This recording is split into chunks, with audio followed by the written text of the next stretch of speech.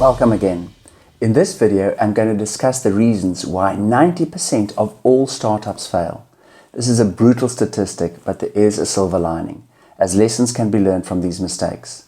As the quote from Ellen DeGeneres so neatly sums it up when she says, "When you take risks, you learn that there will be times when you succeed and there will be times when you fail, and both are equally important." This is so true, I just wish I came up with it. Now let's dive deep into the reasons for this high failure rate. 42% of failed startups were as a result of no market need for the product or service. This could be a result of several reasons. The product is just not compelling enough for the consumer. Ideally, it should be a must-have like an aspirin and not a nice-to-have like a vitamin. There must also be a sizable market with enough buying power and desire for the product. You may have heard a strategist ask the question, is there a gap in the market? But is there a market in the gap? Another problem is that some startups are so set on their original good idea that they fail to listen to the customer's needs and subsequently don't adjust the products to meet their market desire. This seems to be such an obvious mistake, but 14% of startups fail for this very reason. It is therefore a good idea to keep testing your product while you are developing it.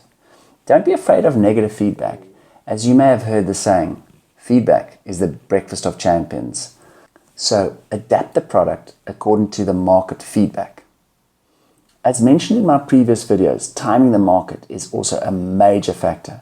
Some products are just ahead of their time, or the consumers are just not ready for them for a variety of reasons. Take the jet seat or the flying car.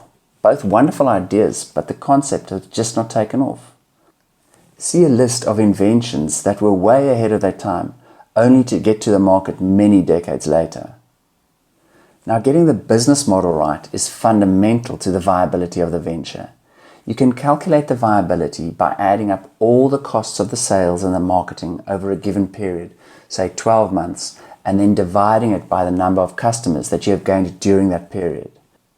This will determine the actual cost of acquiring a customer. You should then compare this to the lifetime value of the customer, which is the sum of the gross margins associated with that customer over their lifetime. It is now obvious that the lifetime value of the customer should be many multiples more than the cost of acquiring the customer.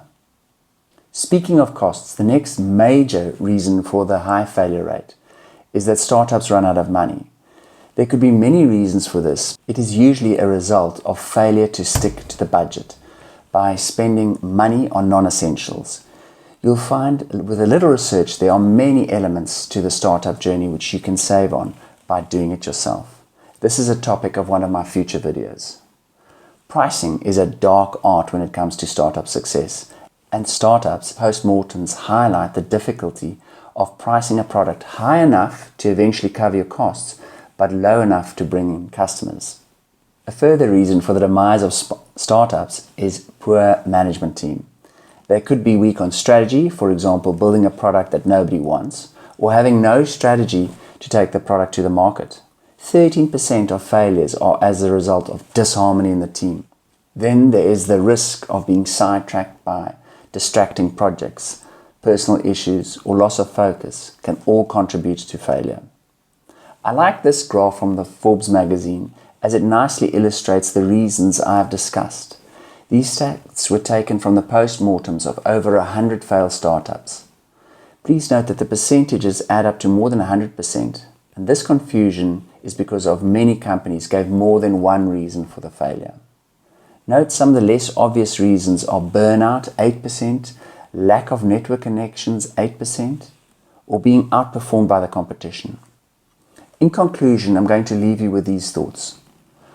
Choose customers over product, choose reality over fantasy, and choose focus over diversity. If you are able to learn from these mistakes, you are setting yourself up for a major success. So until next time, remember, we are here to help.